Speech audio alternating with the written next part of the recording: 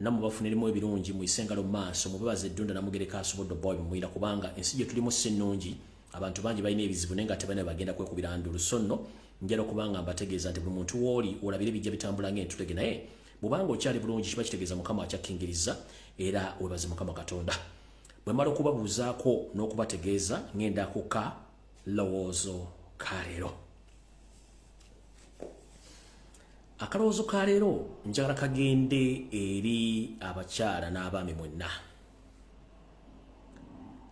sigenda kwawulamu nsi ki wabula buli munnayuganda yenna awulira Oluganda njagala akalowoozo kagende gy'oli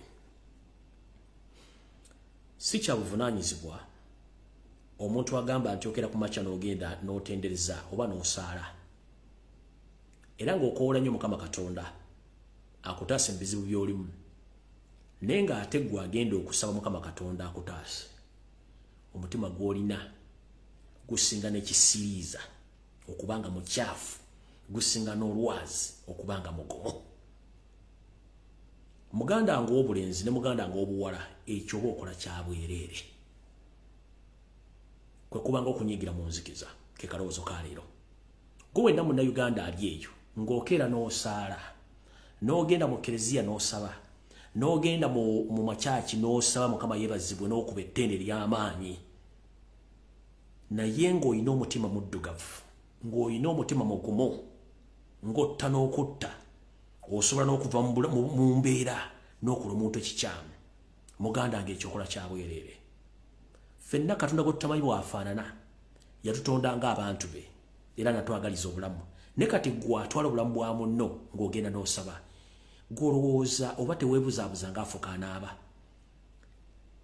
Katonda ono yatwekweka yalina ensonga lwaki atwekweka kubanga twandiba tumubuuza ebibuuzo bingi nnyo nga talina ansa za kutuddamu yalina ensonga lwaki yatulekera ensi eno tugyeyagaliremu tugibeeremu n'emirembe naye eri abantu abatufukidde ekyambika mu nsi nga bo beefula nti balina obuyinza ku bannaabwe gwe musajja mukulu ali eyo eno message egenda sinzira katambi akatambula ku social media akamwana muwala ali mu kaba maziga agajjulujjulu eyajja Dubai okunoonya omulimu n'awunzika nga eyayali n'omunoonyeza omulimu yamutuusaako ogw'obuliisamaanyi n'amuwereba ekirwadde kya siriimu musajja mukulu amannya go ntegeddeko gaawumalo nga bwe tugamba nti tosala gwakawala nga tonnawulira gwakalenzi olwali mwenzija akalowoozo kano olw'emitima emikyafu oli musajja mukulu oba oli mukyala mukulu naye ng'okimanyi nti oli mulwadde kiki ekikuleetera omutima ogwagala okusiiga omuntu omulala mufaanagane mu mbeera mw'oli kyekibuuzo kyange naye ng'olina abaana naawe olina omutima okera ku makya n'ogenda n'osaba n'otendereza era n'owaayo ekimu kya 10 n'ekirabo n'okiwaayo n'ofuluma ng'okubya akabonero n'ofuluma ng'otendereza Katonda n'ovaayo nga Allah amaze omutendera bulungi naye nga byogenda okukola tebikwatagana biva kusaba muganda wange gwali eyo nkusaba n'obuvunaanyizibwa tekikwetaagisa kugenda mu kereziya kugenda mu muzikiti kugenda mu kyaki kutendereza Mukama Katonda naye nga byokola biri byanjawulo nnyo ku byotendereza Mukama mu masinzizo kibi nnyo ekotito okubuzaabuza ng'afuka anaaba njagala mukendeeze ku mitima emibi bw'oba okimanyi nti wafuna obulwadde si gwe asoose ate si gwe asembye eyo tosiiga muntu atalina musango kubanga si yakuleetera ekintu ekyo eyakikuleetera mulala nnyo naye ate gwe bw'ogenda ng'okisiiga abantu abalala kubanga gwe lyessanyu lyo kiba kibi nnyo abantu bangi bafunye obulwadde obwo si lwakuba nti babwagala nga tebategedde naye ng'oli akikola kagenderere ng'omukadde akogga yakikola asiga omuntu naye afuna essanyu ne bw'onoosiiga abantu 100 tekigenda kujjawo nti gwe wasooka okafuna ate nawe ogenda kufa bantu bannaffe mukendeeze ku ttima omwana mpulidde ku social media ng'akaba nenkwatibwa ennaku mwana wa buwala yava e Kampala nga mulamu nnyo najja e Dubai okunoonya omulimu gwe n'otwala advantage olw'okuba nti gwe ategeera gwe ayinza okutegeera abantu abali eyo n'osalawo oggyemu empale omwekakaatikeko omusiige ekirwadde ate nga tono kyamuyambye singa anaabera mwana wo kyekigenda omutuukako jjukira nti lw'oyagaliza muka kitaawo lutta nnyoko essaawa zino kiwakoze omwana oyo somewhere kijja kuddira aliba mwana wa mwana wo oba aliba muntu wo alikituukako Ebiseera ebisinga nze bwe mba ntambula mu makubo n'ensanga abantu abasabiriza ddala abalema. Ebiseera ebisinga sitera nnyo bbawa ssente zange. Oba n'ensanga omuntu yenna ng'aliko ekizibu sitera nnyo bbawa ssente zange. Mbuuza lwaki? Simanyi lwaki Katonda gwensinze yampa omukka nabo yabakola bwe batyo. Kitegeeza waliwo ensonga. Omuntu yenna gw'osanga ng'aliko ekizibu wa mulalu manya waliwo ensonga lwaki mulalu. Gw'osanga mulema manya waliwo ensonga lwaki mulema. Nitasobola gikubule Katonda bw'atyo yamuleka abeere waawo wamwagalira. Kati gwe omuntu omulamu ategeera n'okola ekikyamu n'okwata omwana wa munno n'omwekakanikako n'osooka n'omusiga obulwadde kubanga gwe nakyo yagala okuyisaawo nga ggwe. Abasajja njala tukendeze ku 15 minutes ghost. Nkiddamu abasajja mwena gye muli njala tukendeze ku 15 minutes ghost. Abasajja ffenna tulina omuzimu gwa dakika 15 nti omuzimu ogwo gukwamukako oddayo mu nnomo senses zo naye ng'omuzimu tegunnakuvaako gwe gusinza okuleeta obuzibu. Kati musajja alina gyonna emmesi njala gikusindikira mu kalowoozo ka leero. Mulekerawo ettima n'abakyala mulekerawo ettima basiga baana bamu obulwadde nga mugenderedde. Kuba ne bona osiga abantu 10 tekijja kujja nti oli mulwadde agenda kufa. Ate ffenna bwe tuba tukkiriza Katonda buli muntu alina okusavinga ekibonerezo kyo olw'empisa embizi yaleka ku nsi. Buli muntu alina okusavinga ekibonerezo kye olw'empisa embizi waleka ku nsi ng'osaasaanyiza. Mulekerawo ettima. Abantu bangi nnyo bava ne boogera nti nze ndi mulwadde n'akiraga mu lwatu ensi n'emukubirenga n'emufula nti hiyo. Naye gwe eyeekomomye n'otandika okukikola ng'osiiga banno oba olowooza okola ki kyokola ekyo. Kyokola banno bajja kikola omwana bajja kikola muganda wo ate kiruma. Musajja gwa manya ntegeddeko gawumalo. Ne sigenda genda into details kuba sinnamanya kiki ekyali wakati wo n'omuwala kubanga saagala kwogerera sayidi ya muwala nga sinafuna sayidi yo. Ne saagala sayidi yo olw'ensonga nti omuwala byayogera kirabika biyinza okuba nga bituufu naye Katonda yamanyi ffenna tuyita mbuyisi. Ke kabadde akalowoozo ka leero tukendeeza ettima. Tukendeeza ettima. Ngenze ku Kigula Ridge. Mu Kigula Ridge kya leero nakyo si kirungi nnyo eri abantu mwenna. Era tumiddeko buli omu yenna ayagala akanyomero kano ak'Ekigula Ridge nti mbaagala nnyo buli omu gye sinzira okulabira akanyomero kano. Mu Kigula Ridge kya leero tugenda kukijja oba tugenda kujja mu kkowo erigamba nti waliwo ezudde era weetegedde busobozi bwo buli luddawa. Lwaki buli wooli tosobola kubeera success oba tosobola kubeera nti muntu avudde mu kintu nodda mu kintu ekirala. Kati mu kalowoozo kano we tugamba nti buli muntu bw'olemera ku nsonga osobola ogijjamu omulamwa. Tuvudde ku ki? Tujja ku social media kuno twogera ebigambo bingi nnyo abantu baali bangi nga tukola emirimu gye gimu naye we twogera essaawa zino tuli batono nnyo mu nnamba lwa nsonga twabula kye kiyitira consistency. Consistency kwe kulemerako abantu abasinga obungi ekintu ky'okulemerako kyabalema olw'ensonga mulowooza nti bwogeza ku kintu kirema oba olina okukwata ekirala. Nedda si batyo bakola ebintu. Lemerako olaga abantu nti osobola era kiriba edda n'okgusa ekintu ky'otambuza. Mu Uganda tulina obulwadde obw'okuba nti tetusobola kulemera ku nsonga. Buli kintu tukigezaako kituusa mu kkubo ne tukikomyawo ne tukitwala ne tugenda ku kirala. Njala kugamba obubaka buno bulize bulungi mu Kigula Ridge kya leero. Buli kyokola kikole okinyikize bulungi okituuse gye kirina okulaga. Nazzi kuno ffe abakulyako mu kyalo twatemanga amabidde ag'akayinja ne tugateeka waggulu ne gatuuka okwengera tugajja tugasogolamu omubisi omusogolerewo oba oguvaamu omwenge omuganda gwe tutira mwenge bigere. Naye okukamula omubisi guno okugujjamu ne gufuuka omubisi ne gukamuka si lugero lwangu nnyo. Twakozesanga olumu essubi etuyita etteete, olumu twakozesanga ebireka twakozesanga ebireka. Endagala ezengeredde ezinatera okufuuka essanja okukamula omubisi guno oba ogusogola ne guvaamu. Naye era abantu bangi batasobola gukamula tasobola gusogola ne guvaamu oba ne gummuka. Bwe naffe abantu tulina okulemera ku kintu. Ekintu kyonna kikole kyokola ekikolo kituuse mu nsonga eno wammanga. Bw'obanga oli mubuulizi wa njiri buulira enjiri etuukire ddala ku mutima gw'omuntu ategere nti omuntu osobola mubuulira enjiri n'akyuka n'ategera Katonda yaani nga tutadde mbulimba. Tekikwetaagisa kutandika kubuulira muntu njiri etali ntuufu kubanga buli muntu asobola okwesomera Bayibuli n'agivunda. Omuntu gy'okoma mubuulira ekigambo ekimuyingira akyuka era ategera nti Katonda gy'ali. Wabula omubuulira ekintu nga kya Mungu batagenda tegeera. Kati bw'oba oli musumba buulira omuntu ekigambo ekituufu nga tombuzizza ajja kutegeerera ensonga yajja gitegeera ajja kwebaza emirundi gyonna tuukiriza ky'olina okukola okubuulira enjiri.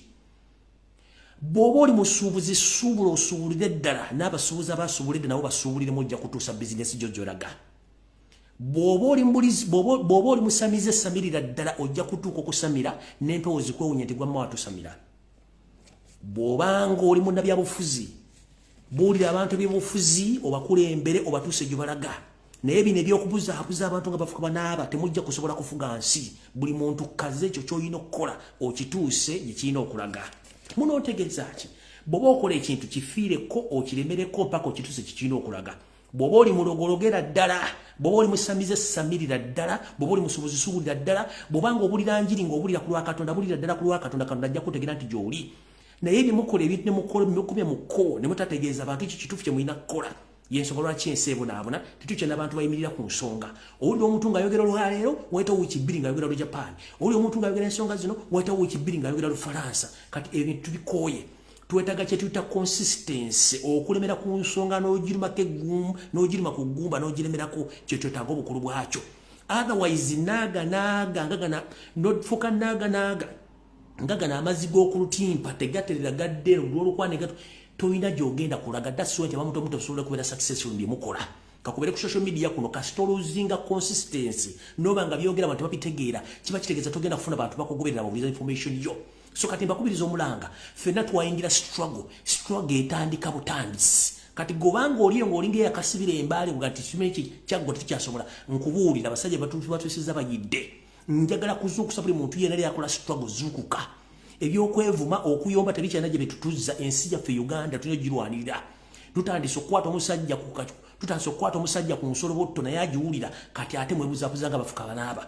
Twatandika ekintu tulina okikiggusa kituuke gye kitulaga. Awulira nga tokyakisobola wummulamu. Owulira njagala okubaza nnyo abaana bali mu nju abakyalina omutima ogukola bakadaama mwe bali kukola. Njagala okubaza abaana bali mu security nga mukyakola mukyali mu security mwe bali kukola. Abaana bakola mu hotel mwe bali kukola. Abaana bakola bwa security mwe bali kukola. Na buli omu gyali gy'oli mu kukola. Okola shift ku shift, hour to hour. Please mwe bali kukola. Gwe ky'owulira nga tokisobola kirekera omulala akisobola. Tokiyiwa leka ekintu ky'otasobola kirekera akisobola. Kubanga muno mu nsi akusinga akukubisa gw'olina. N'olw'ensonga eyo mu kigulalo gye kyaleero buli omukola ky'osobola okikola okigguse ensi ejja kutegeera nti oli mu kuggusa nsonga mpaka Katonda ng'akwatiddeko. Tugamba lubaale embeera nga n'embiro kw'otadde Mukama Katonda yamba yeeyambye nga nfunikira ekigulalo gye kyaleero. Tulowooza nti ky'okola nkiddamu tulowooza nti ky'okola waliwo agenda okukuyambako kyeggusa olina kyeggusiza bw'omu. Y'ensonga lwaki bw'oba olya bw'omu emmere egenda mu lubuto lw'oluwogo. Bw'oba bakuba embogo ngazza omusango oguzza bw'omu ne bakusiba nga bakusibye nga ggwe. Bw'oba ng'ofudde ofa lulwo bazika ggwe omuntu omu. Buli kyokola kikole ng'osinziira ku ggwe ng'omuntu era ojja kiggusa ng'omuntu. Buli lw'amagamba g'ebbali bw'oti kiba kitegeeza kikulemye. Teeka eriiso ku kintu kyo kikola okigguse totunulira abantu bakwogera kubanga baboogezi baliwo okubeerawo nakulemesa. Totunulira nga muntu nnyako discourage nga kola kintu kubanga bo kiba kyamulema. Kati bw'otunulira omuntu eyalemwa ng'atalagirira omuntu ali successful ne weewunya ensi gy'eraga. Kati njala kugamba mwannyina nze muganda wange taata wange. Bw'obanga okola ekintu toteekanga amatu buli wamu. Teeka amatu n'amaaso go n'obwongo bwo ku kintu ky'okola. Kubanga yalemwa ajja kuba nti ekyo tojja kisobola kubanga nange nakigezaako. Kati no, please kola ekyo ky'olina okukola okituuse w'olina okituusa kubanga gwe wakitandika tolina okukimaliriza. Towulizanga bigambo by'abantu kubanga bikujja kulayira. Ekigulalo gye kyaleero nkifundikidde njala tandika program eyaleero mu butongole. Alright.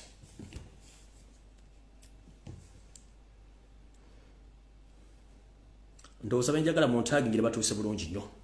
Kulo kubajjukiza nga ntandika kuba sinatandika video. Ndowooza nzize mbasomesa ebigambo by'enjawulo embabuli ebigambo by'enjawulo ne information muzize mugira babeerawo. Mwadde muli awo nga ekitongole ekya National Bureau of Standards UNBS nga kigamba kigenda kutandikawo enteekateeka ey'amasomero, amalwaliro n'amakampuni agasobola okuliisa abantu abangi obutaddamu oggula mmere etakebereddwa ku mutindo na companies entuufu ezirina okuleeta oba okubatunza emmere. Kino kiva mu kawaayiro ki? Remember nabagamba nti waliwo ekigambo kye tuyita monopoly. Ekigambo kye tuyita monopoly kiri mu Luzungu, mu Luganda bakivunda batya? Kwe kuba nti gavumenti ya Museveni ne babbi banne baagala okweddiza obuyinza bwa buli kintu nga balina obuyinza ku buli kintu nga Uganda kati sukaali Jeno Kahindo Tafiri bwamwinako obuyinza. Yasalawo ebbeeyi yagamba nti alinye yagamba nti abule. Kati monopoly tebakkiriza muntu n'omu kuddamu kukola bizinensi yeefaananyizako n'oyo gy'ayagala. Mujjukire nti omugenzi Jerusalemu Sale yaddukanya ekugula ebijanjalo ne kasooli. n'abantu abalala bakola emirimu egyo nga ne bawala ba Museveni mwe bali kati balina kampuni zaabwe eziri registered nga balina ebintu bikuba katugambe Jerusalem Musale ayina ekapeeka ayina nawo ne buseka ku MKM bakubirawo engano kasoli na buli kimu kati bano bagambye National Bureau of Standards etandika okuyigga bannansi abayina obuuma balina store ezina kasoli bezina obuwunga batandika bategeeza nti tebasobola kukola business nga tebamaze bali verifyinga so ne balagira abantu abasinga obungi batandika okugula emmere ku companies registered era ezimanyiddwa National Bureau of Standards kitegeeza ki bageza ku monopolizing business eno babengera ne business ne bagiri mucho kati abantu bona bade bakola business yo kutunda kasoli binyebwa kyonna ekiyitibwa nti kyakulya kikalu nakyo bagala kijja mbannansi bakize mu ngalo zaabwe ekyo tuyita monopoly nga gwe business oyagala gikola bwomu toyagala muntu mulala akole business ngokoso obuyinza obuli mu government kwa muri mu government mwagala kujja omuntu abadde akola business ya wansi mubenga mumukola ekyo nakyo kyamu nakibagande bagenda kikola ne muloza nti nsaaga kicho kituse mbajukiza mbujukiza kubanga tetunaba alright nokubajukiza akekirala video tenaba ne information sinajibwa mbajukiza ku mikibenze mbagambe kibuvudde katono alright nabagamba ko nti Museveni ye court era Museveni ye mulamuzi omukulu mu gwanga ate ku myaka gyatuse mutacyalimba ebintu abyogera nga bibiri yavuddeyo n'agamba abalamuzi nga batuuse okuba nti bagula otulabe n'abagamba nti ye nga ye ku myaka gyatuseemu n'obuyinza bwalina takyakkiriza court order ina mu Uganda akola nti court bweragira ekiragiro Museveni agoba bugambi order from above tokola ekyo nti court singa eragira omuntu nti mute Museveni alina obuyinza obukwira omuntu nti temumuta nze njogedde nga ye ekyo nakyo court yagitegeeza nti temulina buyinza ye court kati gwali eyo ngwagira Museveni simebiki mukitegere nti wono musajja ye mateeka ye government ye buli kimu okujonga baza kuba mu gwanga tetulina kye tugenda kukola ekyo nakyo nkibajjukiza mu kitegedde so mwabayina emisango mu court namwe mukoze kamanye ng'akoza n'owebwa alright tugenze ku boda mbajjukiza mbujjukiza najja ne mbagamba nti boda mu Kampala bagenda kuwandiisa ennamba gye bawandiisa naye ng'ennamba eno yonna egenda kuba ya SFC isoseemwayi nga mulowooza nsaaga ndowooza bali mu Kampala mutandise okulaba kye mbagamba boda ziriko muhoozi boda zivugibwa ba iso na basemwa eyo ba settings okubatika ku buli stage kati gwalinya boda mu Kampala owa boda natiko okuleta ekibozibozi ekikwatagana ebyobufuzi please be very careful owa boda nagati agenda ku registeringa please be very careful nabagamba mwenna bakozesa kitu tasimanyi safe border simanyi uba nguli mu Kampala the moment kastolinya safe border noteka mu details zo location wali wegenda okujja ne wene ekuza singo musajjo yagenda akunyumiza embozo y'obufuzi n'omuwali pulaba n'omuddamu kitegeeza nti ebigawo byoyogedde olweda amaze obifuna abisinikira bakamabe bwe bakwagala bakukima wenyini bwe bayakujje so bwoba linnya boda omwaguzingeko bwabagamba kufuna details zo wosula simanyi nanga mutu nini namba please tobiwayo kubanga babagenda ku trackinga mpaka kubanga zino boda zona zibalese ndoza muzira bulungi nnyo zino zigenda okukola ekintu kirabagambye nti bagenda kutandika okutrackinga bana Uganda n'abana Kampala era basinga obungi nabategeeza mwegendereze nnyo business mugenda givaamu ababoda nga mulowooza nsaaga batandise okikola ekyo nakyo kibajjukiza bujjukiza video tennaba nkyabayitiramu ku mawulire genda bagamba kedda agazigabeerawo alright njala mutagingire wano abasajja ba namba propagandalist mwenna abeera ku TV ne mudda okwebuzaabuza ne mudden wano nzize nnwana nammwe ngamba bigamujja byoga naye bijja kuva emisera bitandika okulabika Robert Kyagulanyi Ssentamu omukulembeze wa National Unity Platform era omukulembeze yalondebwa twawangula akalo bitundu 9 ku buli 10 nga mu 7 ku 10 naye abantu abamu ne batandika okwogera ebigambo bikikinifu bagenda ku TV biki simanyi nopefuna seta tobagamba Kyagulanyi yagaana okuyingira mu iPod era tajja giyingira kubanga yamanya iPod kyeki era nabagamba nti sijja kugiyingiramu kubanga eri kali kazanyo ka Museveni abasajja ne batambula ku social media simanyi Kyagulanyi afuna sente mu iPod ntubagamba nedda mulete receipt mulete minutes batuula nga nup mweri ne bagamba ate kati biki bana Uganda bali mu diaspora mwenna abadde bekalakasa nga mwekalakasiza ensonga nga nekimwasembe kwekalakasa mwali Netherlands ne mugenda ku kitebe ekimu ekisasula ensimbi zino ndoza mwalabye ebyavuddemu ekitongole kino kyagambye nti sente zonna ezibadde ziddukanya omukwago gw'ebyona mu Uganda sente zisasiddwamu olw'ensonga nti ekibiina kya National Unity Platform bwe kiba tekiriimu ogwo si mukago era tegenda teekamu ssente kati mukuluka Sabbuuni Nyereko Muhammad simanyi bano badde bepera ku TV nga boogera njya bategeeza obulimba bukeera naye amazima bwe gatuuka tegasanya buli kimu ndoza mwategedde buno gyemulayiniya bajjukiza mwogerenge ebigambo bitono nnyo kubanga obudde bwokka bujjayo ekintu ndoza mwategedde omulina okugwa n'obutabeera nako mwayipooli ate libeeramu kati yo kenyini obutabeeramu yasazizzaamu ensimbi ndoza namwakifunye bulungi nnyo tetwetaaga kuleekana n'abantu nga information ye ndoza mukitegedde bulungi so ipooli terina gifacilitatinga bafacilitators oba basponsa bagambye no nupu oba teriimu tekiriiwo kati mwena bali bavuma Kyagulanyi muvuma nupu kati ndoza mutegedde bulungi nnyo ani abadde omutuufu mu nsonga eyo alright mwe ababanka mwenna bannayuganda abadde balina bank abalina bank account nabaga mukendeze ku banka mukendeze kusereza mu mwagaana muloza mwesinga okutegeera ndozo biri mu banka mbitegeera mugenda okujyosereza mwe wa sente ntono endate ziriyo njala tegeeza mwenna abadde ne account mu banka gyebayita UBA nga ebadde ina branch mu Kikobo bambi oba wadde ina account ngoli musubuzi genda ku headquarters za UBA obabuuze sente zo gye ziri kubanga UBA kiwe Kikubo branch yagaddewo permanently nga tekyalina business nga n'ensimbi tezirina so neseyo ka banka nyingi lwakubezi muziti okwogera tezigenda kuva mu business kubanga economy eri wansi jukira banka zino ziteeka omusingo mu banka nti singa customer bank eggalawo Bank of Uganda n'omusasula naye ekisinga obuzibu Bank of Uganda yenyi terina sente yensonga lwaki tebanateekawo Governor Bank of Uganda kuba talina kyagenda kugavaninga nkiddamu yensonga lwaki tebanateekawo Governor Bank of Uganda kuba ne Bank of Uganda terina series egenda kugavaninga oba Governor tanzaniza agenda kugavaninga kitegeeza muli mu katu akatagambikako alright nkyaba wasina agenda ku information munkwate mpola information nina nyingi nnyo munkwate empola nkyabayisaamu wano lukwayo ndowooza okay katika ndowooza kansoke nfundikire n'eno eriwa alright wetwogerera essaawa zino omukutu omukulu ogw'eggwanga gwe tuyita Uganda Broadcasting Service ogwa UBC essaawa ena kugenda kugibwa ku mpewo olw'ebbanja lya obuwumbi busatu mu obukadde 7 obuzibanjibwa obutanasasulwa ekyo ndoza mukitegedde bwe bagijjamu ne bagera UBC mumanya nti waliwo ekituufu ekigenda mu maaso kubanga eggwanga lyavu kati kantandika information eyandeese alright buno obubaka njagala bugende eri abasajja bano wammanga bw'oba omanyi nti oli musajja muganda nakabala buno obubaka njagala bugende gy'eri mwenna abasajja baganda abakyalina omuzinzi oba oba abakyalina embavu mu Buganda nga mulina obwogerero nga mwogera ensonga zino abantu bazibuulira mubeere beegendereza nnyo okusinziira ku drone zange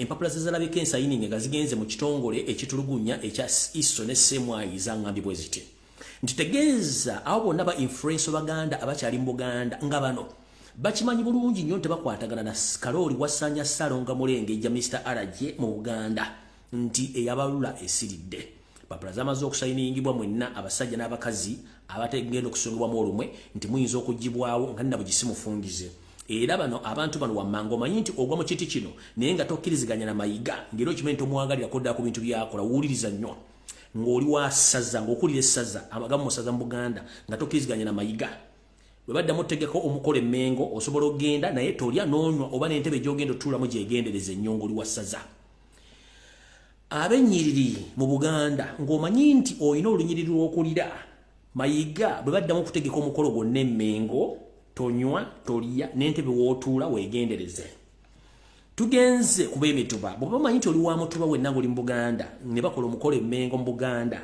ng'omanyi tokolagana mayiga tolya tonywa n'entebe w'otuula weegendereze tugenze mu bw'obusolya bw'omanyi nti oli mu lubu lw'ababusolya bakulira obusolya nga toyagala mayiga tokkirizigana bigenda mu maaso mu Buganda nkwegayiridde bwe baddamu okuteeka omukolo emmengo kaabenga omutanda gy'ali okulya n'okunywa wepo ne woolina okutuula weegenderezeewo nnyo kubanga enteekateeka y'amaanyi nnyo eri abasajja n'abakazi ba Buganda bano kubanga bo bamuwadde dda mission ey'okubajja buli muntu yina takkiriziganya naye bo bakole ebyabwe byennyini ebigenda maaso awo nvuddewo kale njala muntu agingireyo sente bahabula otabusala mutana wakale nseere temuzezedde ensanga bisibe kale kale ekyezikayihula wepo ne mukulu sejjusa ntandisa bwetu Munnange mutandise okulaba ebintu bijja ku mawulire nga amawulire speed bavuga nene nnyo kino kiguddewo kiki ekiriwo kubanga pressure eri waggulu nnyo okusinziira ku biki bigenda maaso mu ggwanga.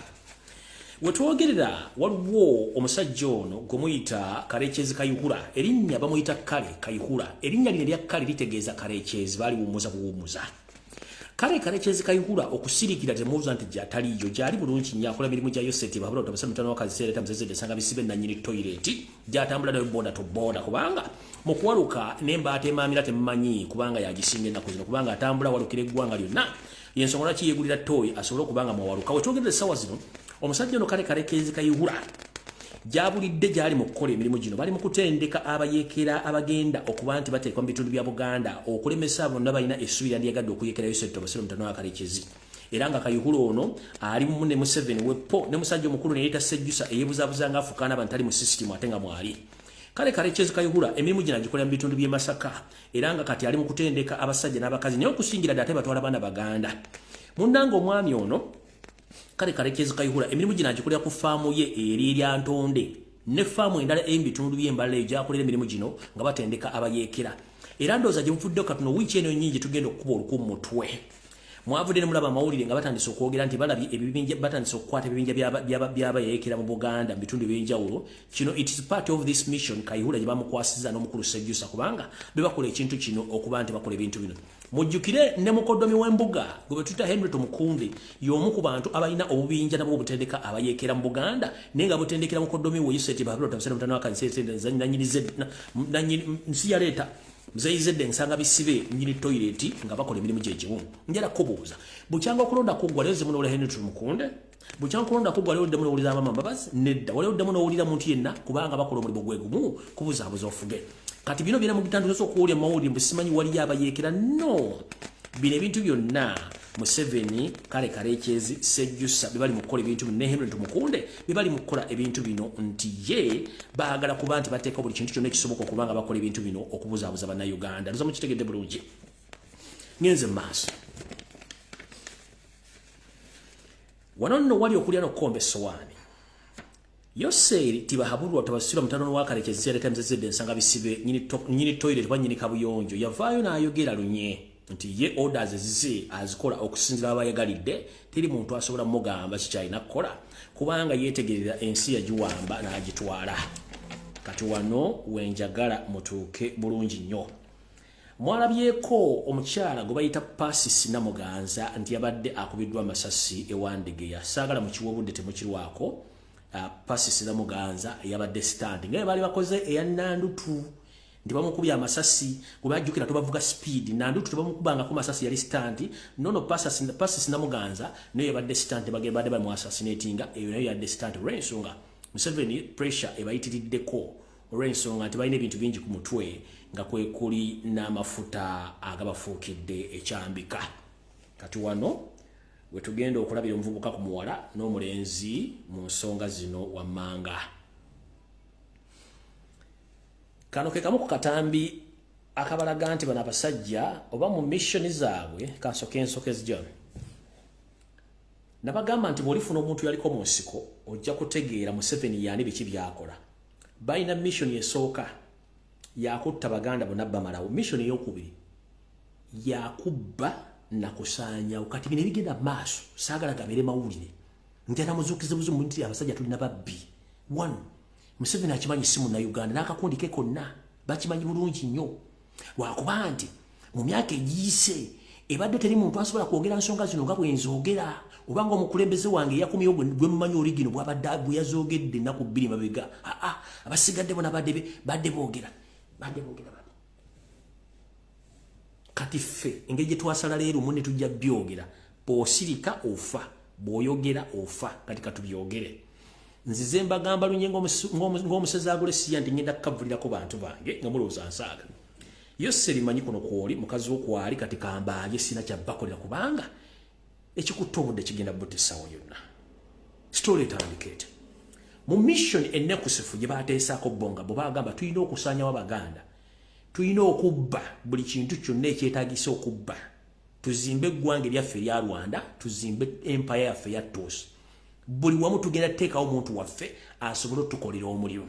Tulina okutuma amanya abantu baffe tubatuma amanya ag'abantu abali Abaganda tusobole okuba nga tukola ensonga zino buli kimba kikoze nga mukiraba kati kankwabiza abantu bano mutegeere mu nsonga y'okubba n'okutemula n'okusaanyawo eyo bagikoze bulungi nnyo gwe mwana mulenzi ali kuno naye mukyala mukulu ali kuno musajja mukulu mujjukira mu myaka gy'ekinaana mu myaka gy'ensanvu mu myaka gy'enkaaga wabeerangawo ekintu kye bayitanga pandagaali noono bakusanga nga giwali ogenze musajja togenze gula mpuuta oba ogenze gula nkejje oba mukene ne bakwata jeke ne bakutikka ku loole ne bakutikka ne bakutwala tebakubulira gye bakulaga tebakubulira gye bakutwala ebisinga ebiseera ebisinga tibagamba nti munnange omuntu waffe yabula n'abulako n'obuliro wadde obuziikiro kati embeera eno ekyuse mbukyusi nti olw'okuba nti Yose yafunye chansi yali buyinza kati yaleese ekino ekya drone kibaddeyo ebbanga lyonna drone zeziwamba ne tujja kukire kya pandagaali teyawulanga muntu kubanga bayagalanga kutiisa bantu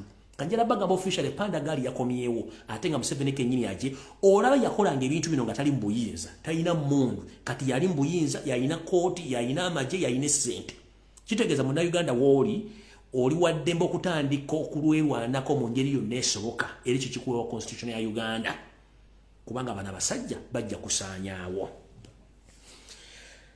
buli muntu agenda mu kereziya mu kyaki okusoma sabira nnyo Baganda baffe Abakalamojja babasenjala babatta olw'ebyogogga ebiri Kalamojja kati kano kamuka video akasembye okufuluma nga Abasajja bano beetikka enti z'abantu bagoba amagana n'amagana okuwavuwaza Abasajja bano baffe nga tebalina kye bagenda kulya kaako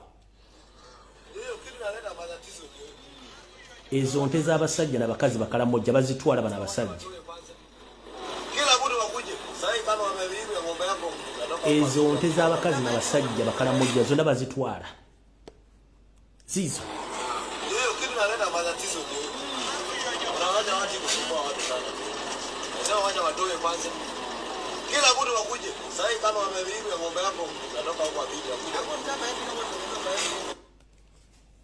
oza mukitegedde bulungi abasajja n'abakazi Bakalamojja babatwalidde buli kintu kati muyina amawulire ge mwagala okusooka okumanya naye kansoke mbagambe bwenti nzize mbagamba Uganda terina kintu buli kimu bakitwala nga mulowooza nsaaga naye olina bagamba nti Uganda yesinga obugagga ng'oggyeko eggwanga lya South Africa ndowooza ne Congo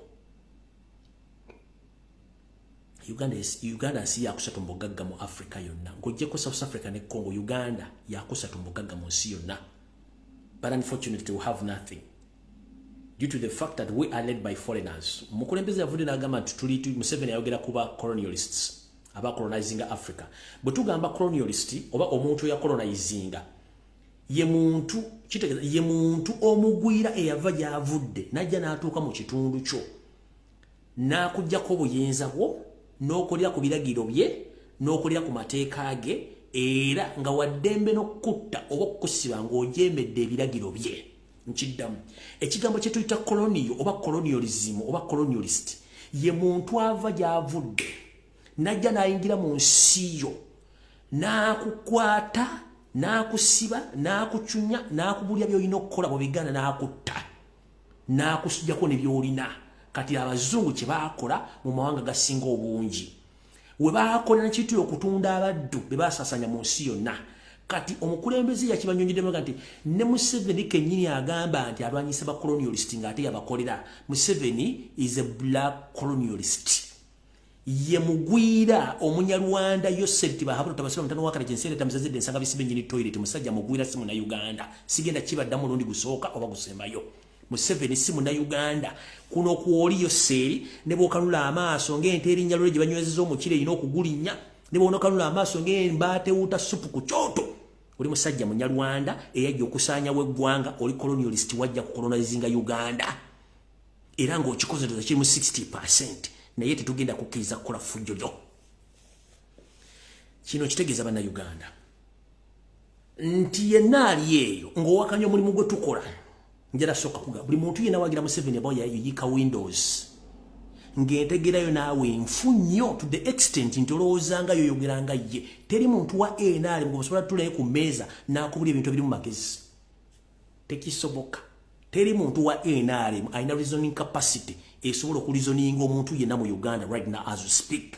Balowooza kimu kuwamba kutta na kukola bikolobero tebalina kye basobola kukola ye system yaabwe ekyo sigenda kirwako kati Museveni kye kyamunyiiziza njagala okubaza mwenna abaana ab'obuwala abaana ab'obulenzi bali ku Twitter abakoze omulimu ogw'enjawulo okusula nga muwandiikira ebitongole by'enjawulo nga mukubayo seriti bahabalo tabasala mutano wakazeetenze msi yaleta msanga bisibe mzeyizedde nanyini toilet mwe kye mukola temukimanyi ensi yava mu email ensi yava mu kuwandika simanyi ensi buli wamu ogifunirawo kasito ogifuna ku Twitter oba ku Facebook buli kimu okifuna buli muntu ojjamu tosako baka mwabakola demonstration wawudi wainembera abantu basatu it means a lot mwabakola demonstration mu Europe it means a lot Museveni njala kutegeeza it's not about Kyagulanyi Ssentamu who led the Europeans and the Toto to cancel that deal. No, it was the indigenous Ugandans whom you forced out of Ugandans because you threatened their life that they are going to be killed.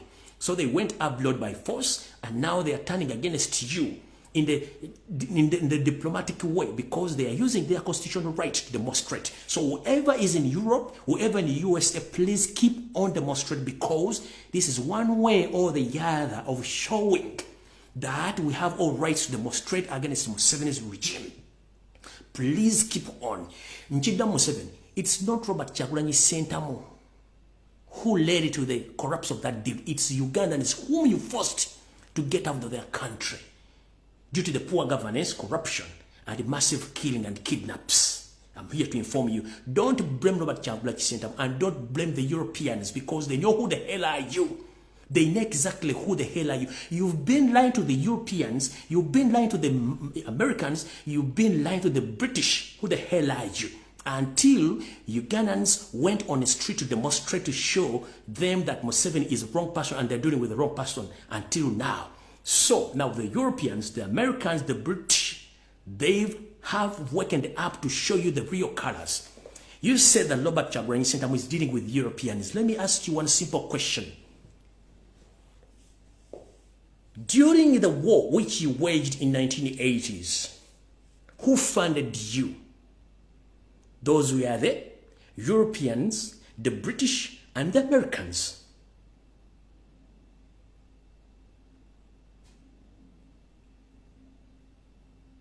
Hope you copy that. So, if we are to fight you, we are not going to inform Ugandans. We go straight to those Europeans, the Americans, and the British to tell them that the person whom you're funding is killing Ugandans. And they review our reports. They monitor our demonstrations. They monitor our tweets across the world where Ugandans reside. And they make decisions. So don't blame about Kyagulanyi Ssentamu. Blame yourself because you failed to control yourself. Because you came to destroy Uganda.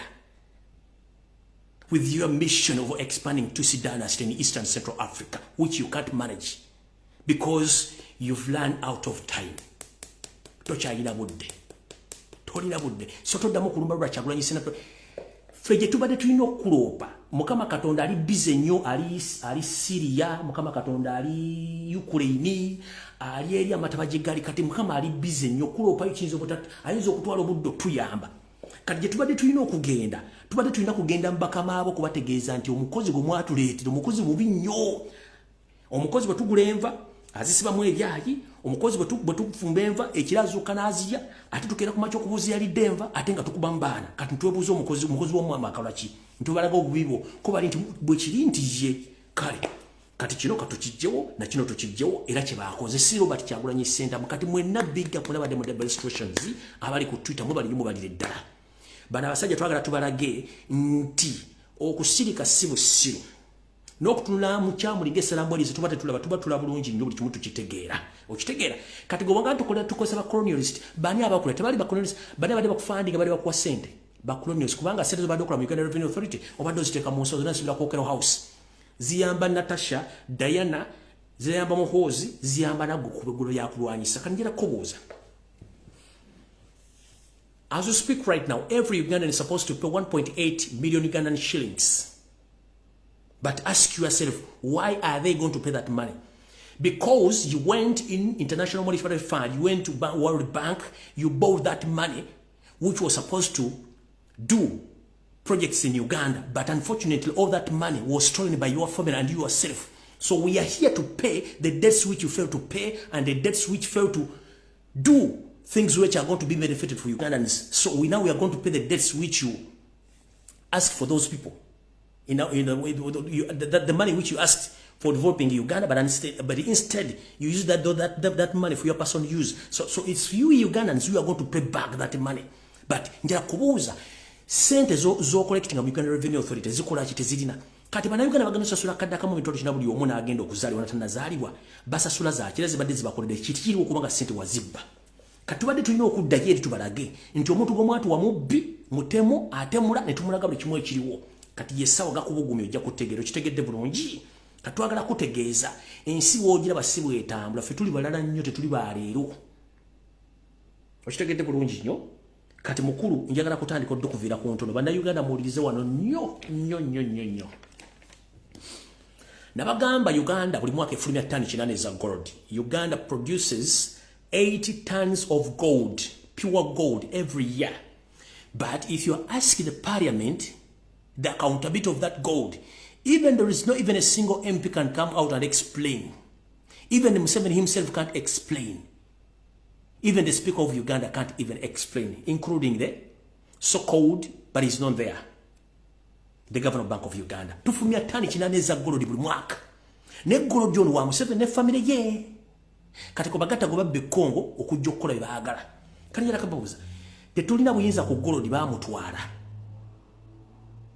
Amafuta ngenda basomera ebintu bino mugenda kutya. Tetulina kyetulina ebintu bino babibba. Tulina Uganda kyetulina. Kali njala tandika bwenti mulize bulungi nnyo. Buli jomba gamba tetulina kyetulina nga mulowooza nsaaga ekisookera ddala.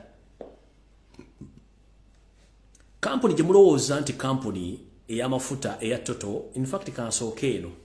Yes, kansooke mbikire banna Uganda. Mutage ba MP nja genda later. Kansooke mbikire gwanga mbikire ne ba MP mwena muwulize bulungi nnyo. Buno baka bugende eri ba MP mwena ne banna Uganda mwena ne Museveni kwoli kuno. Njala kutegeeze gwanga. N'abasajja mwena abebonyolo njala babikira. Njala bategeeza n'obuwombeefu. Nti banna Uganda bannange kitadonyo ddala. Twagwirirwa ensega, twagwirirwa enzige mu ggwanga ezisanyiza obwe kimu. Bannaffe abebonyolo wepone banna Uganda, wepone ne parliament ya Uganda. Mubadde mukimanyi bulungi nnyo nti endagaano gye mwakola y'amafuta mu Uganda mwakimanya nti amafuta mugatunze nga Museveni abawo ensimbi ezammwe ne mulyamu ne bwe mwangwa.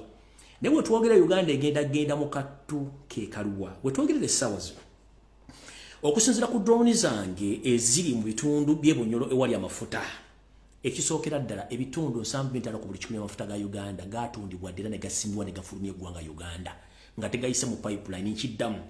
70% of crude oil from Bunyoro region was sold on black market.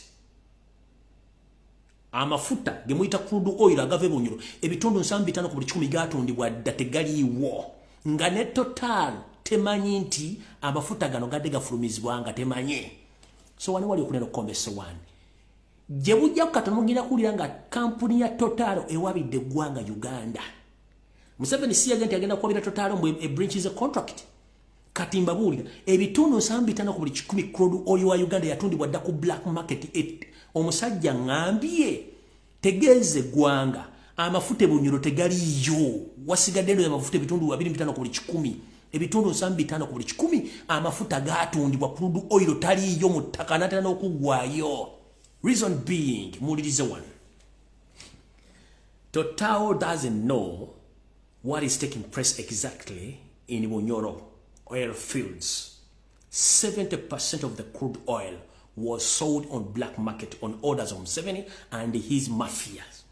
So soon or later, don't be surprised if Total comes out and sue Uganda as a country due to the breach of contract, because already crude oil was sold on black market. Ebitondo 75 ku buli 100 byatondibwa. Kati wulira nno wali okulya n'okukombesa wano. Mwenna abadde beebuzabuzanga bafuka bana batemwagala kulira information eno. Kati muwulire bulungi. Gye muvudde katono yo seeri agenda n'agamba nti mwe mugambye nti Buliisa wali amafuta. Buliisa teri mafuta. Amafuta gali Bunyoro. Naye ngera tegeeza banna Uganda essaawa zino nti ebulisa waliyo enzi z'amafuta ezitamanyina ziri bunyolo era nga kye kikolebwa ebulisa essaawa zino ebulisa kampuni ezitandise okukolayo n'okuzimba buli kimu ekyetaagisa teri parliamentarian kabere speaker kabere vice president amanyi nti ebulisa amafuta bali mu bitali bagenda tali ku gasima bulisa district amafuta gayo gagenda kusimwa buli kimu kyamaliza okukolebwa naye nga parliament emanyi bani abagenda okutunda amafuta dagala bagenda okugagula ndiwo okulabisa kampuni gye bayita Valero eno kampuni ya Bufaransa Valero Energy genda kugula Moses subago twita ogogo okebera kampuni gye bayita Valero Energy company ya Bufaransa yegenda okusima amafuta gebulisa neteke mu parliament bakisomanga ko tikine bakyogeredde konti company eno yeguze amafuta agali ebulisa.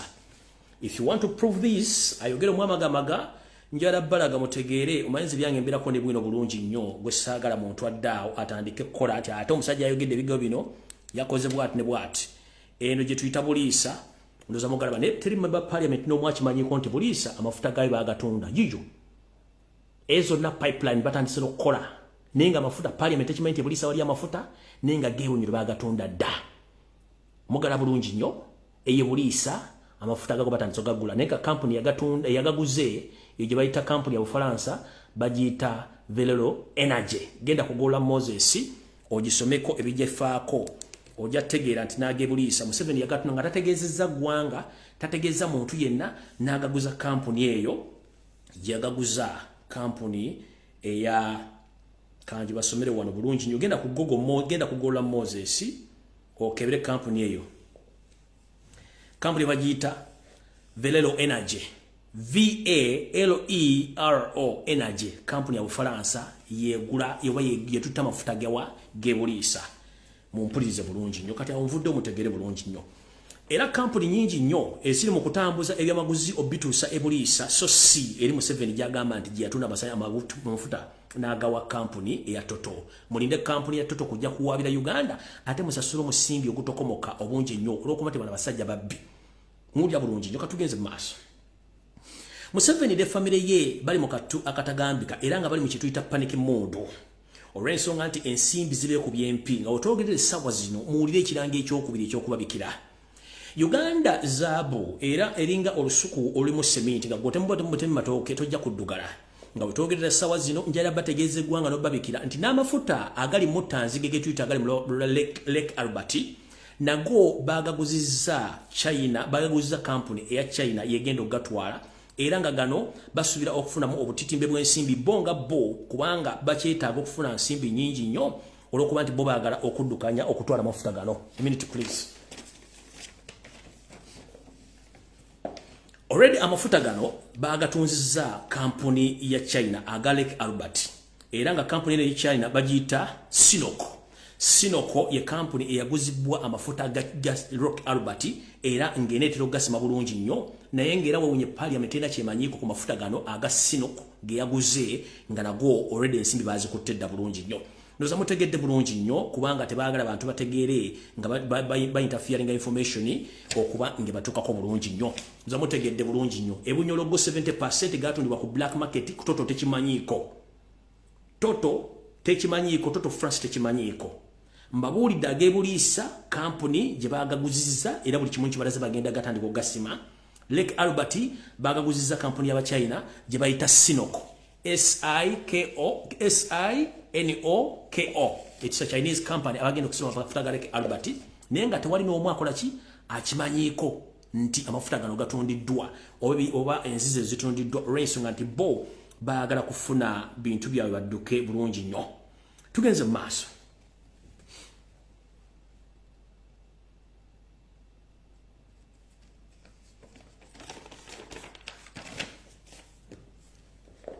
Kati wano nga sinagenda eyo njala sooka bajjukiza. Alright. Njala sooka bajjukiza. Mwenna bana Uganda njala sooka bajjukiza ekintu kino. Mwenna basaba ali mu America ne basaba okugenda okukola kye tuyita petition ku visa ya Muhammad Nsereko bagisaze mutajja mu ggwanga lya America. Mwe bali nnyo baliddira omulimu ogwo okubati mukoze bulungi nnyo mukipinge on twetaga abantu bangi nnyo oli mu njuyo genda ku website ya American Migration oba ku American Embassy mu Uganda mujiwe buli kimu kyonna asereko kiyakozesezza okusubumwa gw'abantu vize bagiri voting kubanga yaganye bana Uganda okukola ki okwekalakasa. Remember article 9 mu Ssemateeka wa Uganda etuwa buli muntu eddembe okweyogerera n'oyogera ky'oyagala. Kati yono omusajja omuwumba Tunsereko Muhammad kiyakoze n'aleeta etteeka ate eri contradicting ne article 9. Already waliwo etteeka erikiriza banna Uganda okufuna freedom of speech, freedom of expression. Ate n'akola etteeka eddala ngali contradicting ne article 9 mu constitution erigamba mbu ate banna Uganda tebateekeddwa ku expressing themselves, tebateekeddwa kwogera, n'akola etteeka eri contrary kuliri. Kati who is fooling who? He says that he is a lawyer. Naye atawoza akuwadde omusango gw'enkoko nti bagijjeeko ebyoya byayo.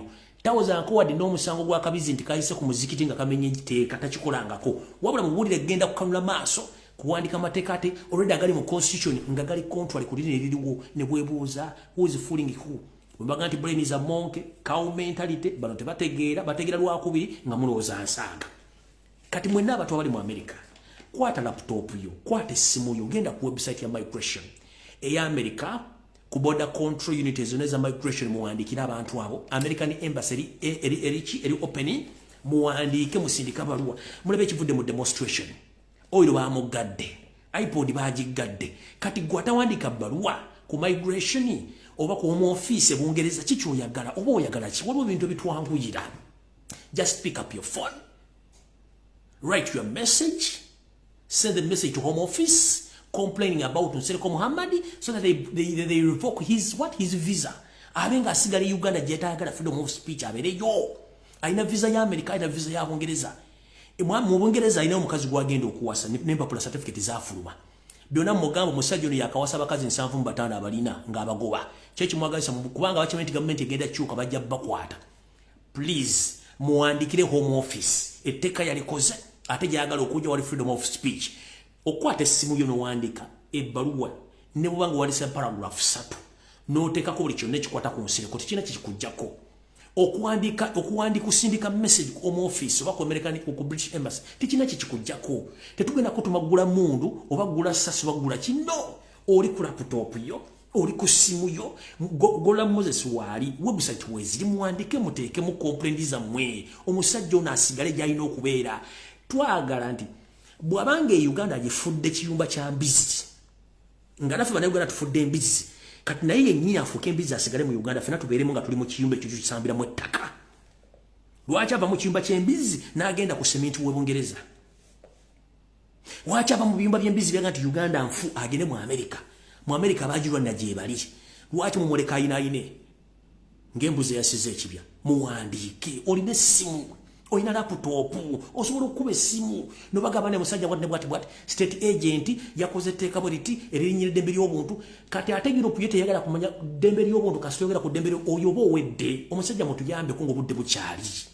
Mukitegera bulungi jjo, mutuyambe ku musajja muwandikire Home Office, muwandikire Migration Department ya American Embassy mugiwandikire. Mugende ku tweet ku bajja mubawandikire.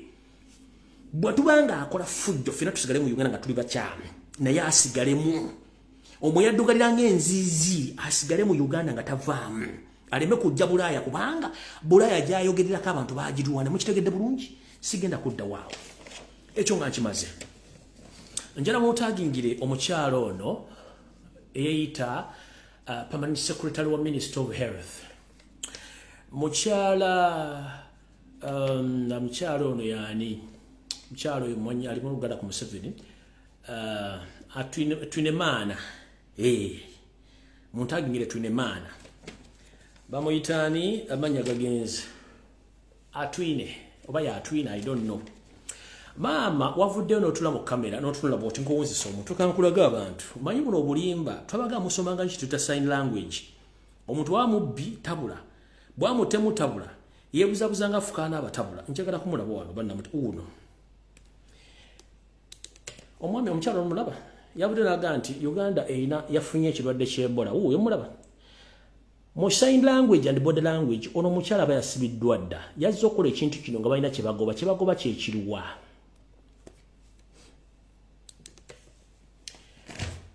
Genda ku mutimbagano ogwa World Health Organization obategeeze nti mu Uganda tetulina Ebola wabula tulina ekizibu kya Museveni n'ababbi banne mubagambe nti government ya Museveni bali blocked the extent balina sereziriisa police wadde w'amagye they are looking for money. That's why they announced officially that Uganda there is an outbreak of Ebola in Uganda, but the problem is not Ebola. No, everyone hope you know where Mubende is located in Uganda. Mubende is located in the Buganda region, which Buganda region is rich in minerals. As we speak right now, in the Mubende region is the part of Uganda where that part is rich in minerals, more especially gold. So these people, they are trying to chase away people from their land so that they can occupy that land to get minerals from that land. So there is no Ebola. Teri Ebola. Museveni family ye omuli Toyota simanyani kasasiro. Bibali mukusima gold e Mubende. Kati ekyo ekyalako bazudde Ebola kuliko ebyobugagga ebingi mu ttaka. Engeri gye balina okikolamu kambazeeyo ko katone mabega mutera okulya mu ggwanga lya Congo bagati waguddeyo anthrax waguddeyo Ebola sime waguddeyo anisme baba suddeyo buwuka obwo to dispatch people abagobe badduke baveeyo mu kitundu bano bajje bakola clearance basime ebyobugagga kati kibakola. So there is no Ebola in Uganda. This was a trick by Museveni and his mafias to chase out people from land so that they can occupy that land by force by pretend that there is Ebola. We don't have Ebola in Uganda. We know all the tricks. Mu Uganda temuli Ebola. So muchala twine mana. Simanyi gwa yogera Minister of Health. Bambi tuyambe tukoye obubbi bwammwe. Mujja nakubba empitambi mu buveera tukoye. Naffe kenyini kati abasale naffe bagenda mukamu gwa tulakira nti muyinza okukwata bya UFN mbiteka mu buveera mu bibba. Obubbi bwasusse. Mumuzeke entwingiriza mmwe. Mwe buli kimu mulowooza kubba. Ne woba kanonga ati nzibye ntya kati. Nte mudde ntya kati. Naye njala kubuuza mwe bakazi mwe ne basajja mmwe. Ebintu bino mugenda bitwala. Olye essuwaani emu, oyambala nnike emu, ovuga emmotoka emu, osula mu kitanda kimu. Bino ebibugagga mwekuŋŋaanyizaako mugenda bitwala luddawa. So I'm here to inform the international community, more especially the World Health Organization. We don't have a Ebola outbreak in Uganda, in the Mubende region. No. This is a well-planned move for Yoseri Museveni Bahabulwa. Because the area called Mubende is rich in minerals, natural minerals. So now they decided to announce the outbreak of Ebola in Mubende so that they can chase away the local people in that area so that they can occupy that land with the help of military and Minister of Health so that they can get those minerals. So we don't have Ebola in Uganda. Don't be lied to because Museveni is good at lying and forging so many things. So World Health Organization and my fellow Ugandans, don't be fooled. There is no Ebola outbreak in Uganda.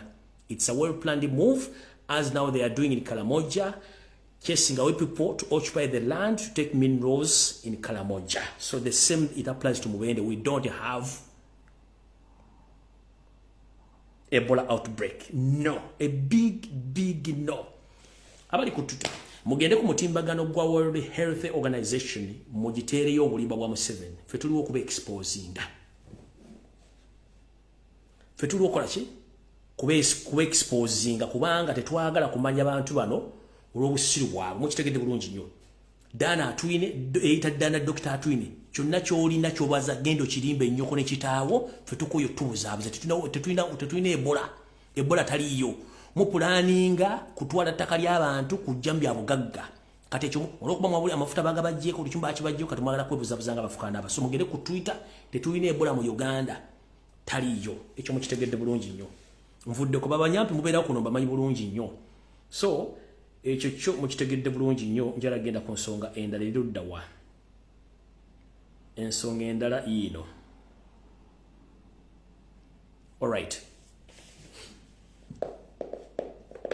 Bwe tubagamba nti Uganda abagirimu bonna babbi era buli omu mubbi mutegeera kye tubagamba. Njala sooka basomera kakyate kano makategere bulungi nnyo. Kampuni ezawandiisibwa ezitwala amafuta ga Uganda muziwulire bulungi nnyo. Bakaba postingire wantu wonna. Njala kabasomera mu Luzungu nkabadde mu Uganda mutegeere buli muntu yena ategeere. Zezino kampuni ezagabana amafuta ga Uganda mu butongole. Ulira. Abroad representatives of East African crude Oil Pipeline Company.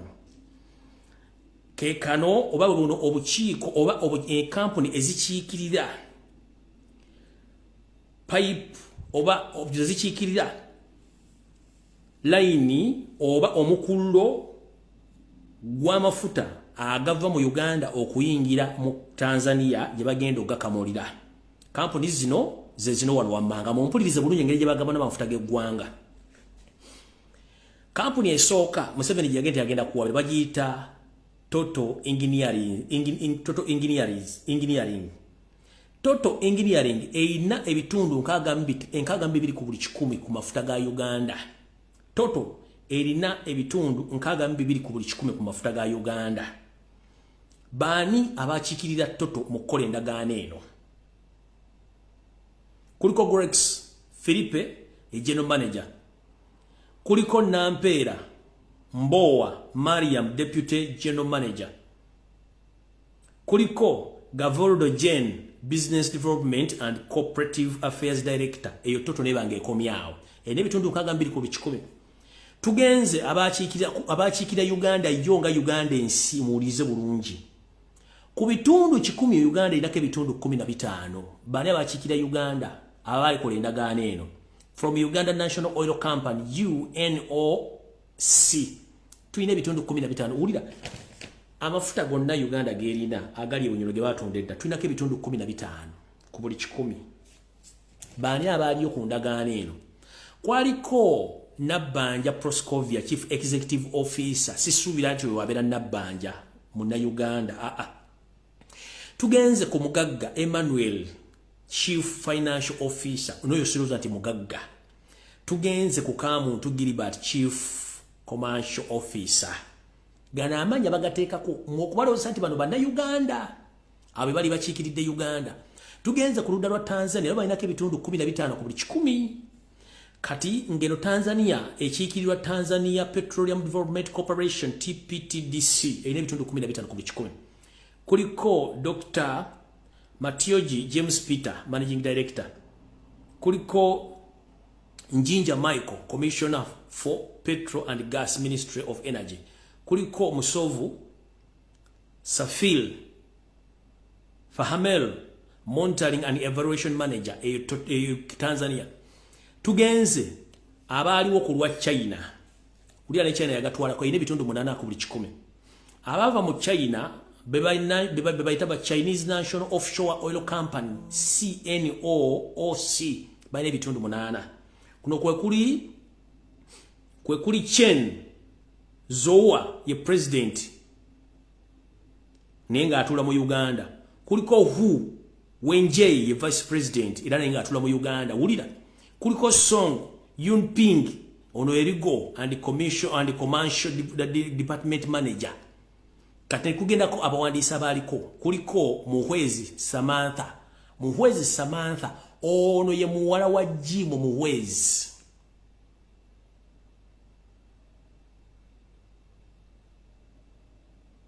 Ne kubeerako LC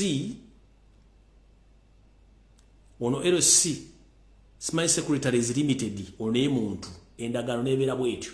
Age mafuta ga Uganda geje gagabanwa mugala bulungi nnyo.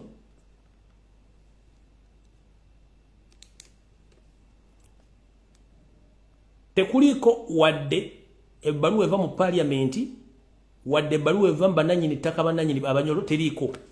Bakola byabwe. Kati tugenze mwagala kutegeera biki ebiddako na biki ebyaliwo. Mubimanye bulungi nnyo.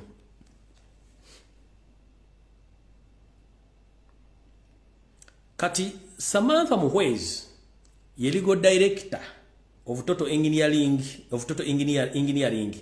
Kampuni eno weewuunye terina mu Uganda. Kampuni eno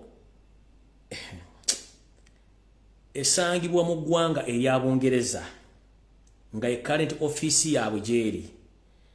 Eri ku 23 officers stroke 9 registration Muhwezi Samantha. Correspondence address eri ku mwaliro 18 eri ku level 18 stroke 10 Upper Bank Street, Canale, Wife London, United Kingdom, E145BF. LOL active secretary appointment bamulonda nga 7 March neba zinembwa zitumanyidde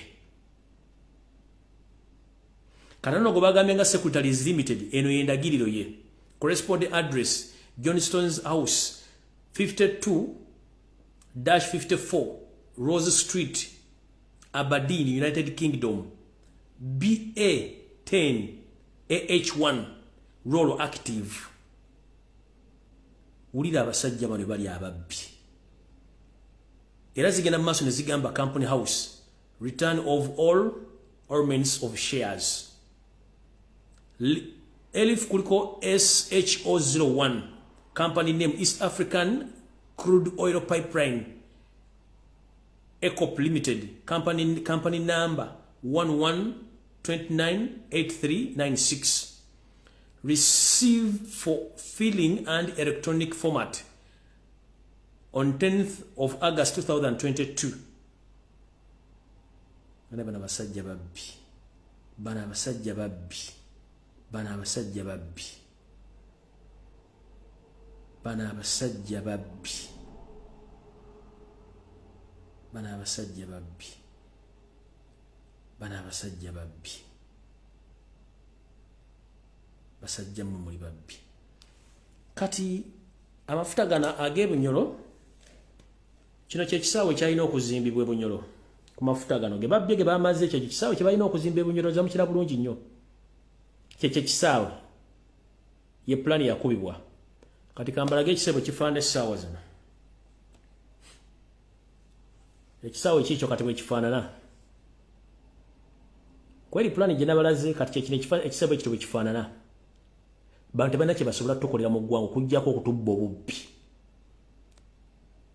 ekisebo ekyo bwe kifaanana kyo bulano yagamba tagenda agendayo kigula kubanga already n'amafuta bagamalayo ddaka ne tebalina kye batwalayo kikyo bwe kityo bwe kifaanana naye nga eno original plan kansooke mbalaga original plan yakyo eno original plan mugirabye bulungi nnyo original plan y'ekisaawe ekyebunyolo gye babbye amafuta gye bagamaze kati bwe kityo bwe kifaanana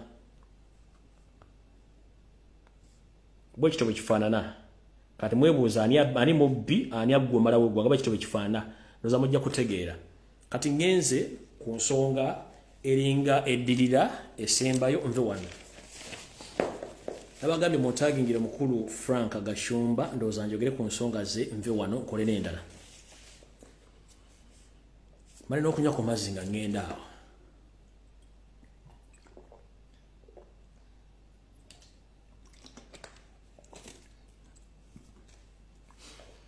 Mukulu Kasabuni nkulamusiza nnyo kansubire nti oli bulungi kibala ko gy'otusaako engalo nkulaba otambula ku TV ez'enjawulo ogenda ogere bikikinike weekaza okubya ebikalu nga kapiso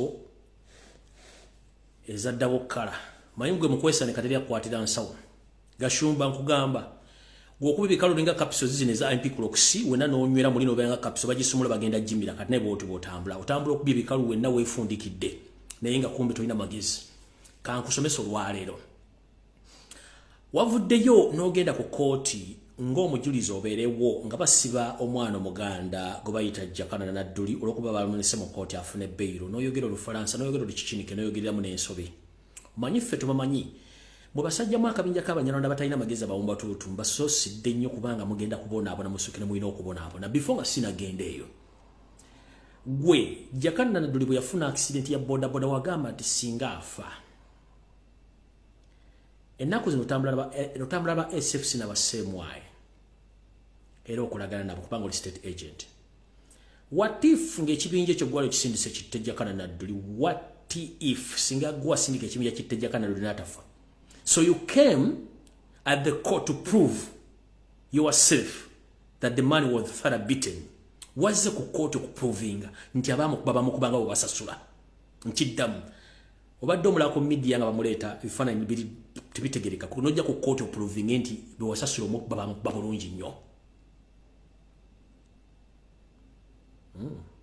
tewakomye okwo ng'oyambadde bulungi onokedde weefundikidde olinga kapisozi ya mpikulo okusokubya ekikalu wenna onyumye n'oyita bannamawulire n'obabuuzaako n'obagamba ndi wano okuwa ekiragiro ne okulagira okwogera ebigambo ebisembayo n'okulabula buli muntu yena ayogera ku Banyarwanda nti mulekerawo twogerako bubi kubanga tulina interest zaffe mu ggwanga. As who you are who in Uganda.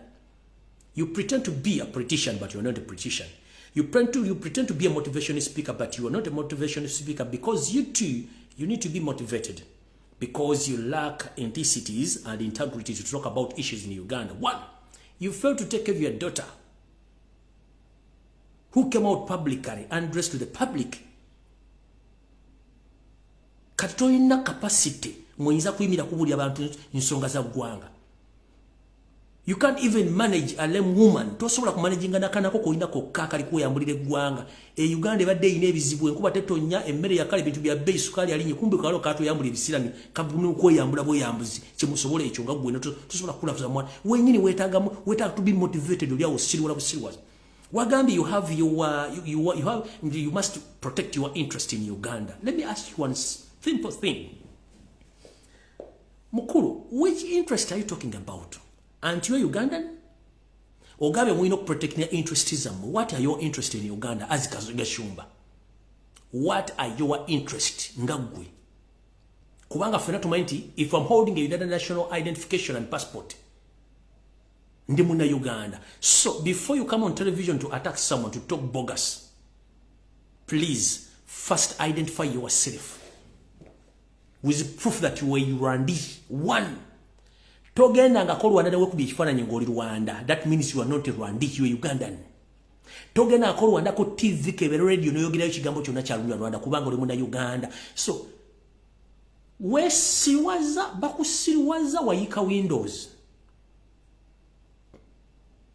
You are holding a Ugandan national passport and the Ugandan national identification as a Ugandan. Your nationality, you were Ugandan, not a Rwandi. So simanyi busiriwo. Nyoko bwe yali akubutuza, yamala kusalira byayi, yakukojo wako, omusula lugenda mu bwongo ng'otegeera oyosa oba kiki. Passport gy'olina ya Uganda. Enanga muntu olina ya Uganda. Tosobola nakola program ya 1 hour ku TV oba ku radio ng'oyogera Olunyarwanda. Tolusobola. Negwe mentality yo eneyente ekulosa oli Munyarwanda. Since when? Lwaki togende Rwanda oyogera motivation speaks? Lwaki togenda Rwanda n'oyogera motivation speaks z'oyogera wano z'otubulya mu motivation speaker? Rwanda balina TV balina radio. What happened? Boba olyanga you are not safe and you are not comfortable in Uganda. Apply for Rwandan citizenship. Bajja kuwa. Lekera okwebuzabuza nga afukaana aba. Olide passport oyina ya it means Ugandan. Bera n'ekyo yagala ensiba kuzaalidde. Negwe gambo oyina interest zo ziki? Interest kizo oyina mu Uganda mukulu. No gamba wagambye nadduli. No sindikate message eri abogerera Abanyarwanda. Kati mukulu njala kugamba. Gwa omuntu wanga bagenda okusooka okudduka nga Museveni avuddeko. Ne batanavaako lwanga kigenda kugenda kudduka. Nenga nejeddukira tosobola yo oli munafu nnyo ng'omukka gw'ennyuma. I'm sorry to mention because you can do nothing. Mu myaka ndozanga 10 kwafuna passport ya America, ufuna visa America n'ogenda mu America. Tewasobola dokukola omulimu wadde for 2 months walemwa n'ogenda nga tosobola. So mu kifo ky'okweyagalira mu Uganda no making sure nti tugenda mu Uganda ffenna ate ogezaako gitabangula nti to the extent government bw'ekyuka ojja kudduka weka nenga gy'olaga tosobola ina tolina kintu ky'osobola kukola nga tolina kintu ky'osobola kukola kubanga tosobola bulaaya omanyidde ku ffero ntebafera kati please tereze engalabiyo tereze entwingiriyo ng'oyogera ebigambo abantu balina okuwulira ekigambo kiri kyenjogedde munansonyiwa kubanga kana akasajja kanafunyo kamanyira ku ffera kati mukulu before nga tonda yogira bigambo bikyamu ku muvubuka gwe bayita Jakala nadduli n'abantu abalambo bawoninze balekera okwogera ku Banyarwanda njagala ogende ku TV oyogera Olunyarwanda for 1 hour atolete identification ye Rwanda ng'oli Munyarwanda ne passport ye Rwanda ng'oli Munyarwanda bwe kiba si kyekyo tuzaako wansi entwingiriyo wagambe nadde waddamu okwogera ogenda mukola ki era message yisindikirani gwe Baganda bone bakusana bali polite nnyo they will behave nesimanyi gwe sima bakasajja gwe baki oli munafu nnyo mu bwongo Omubiri oli munafu nnyo to the extent n'omwana yakulema okulabirira. Wadde omutera conflex mu bakuli omutemu amatanywe kyakulema ne yeerabirira. Era I'm here to inform the public. Don't blame Sheila Gashumba, who she is right now, because she brought herself up to that level, not Gashumba. No, don't blame that girl.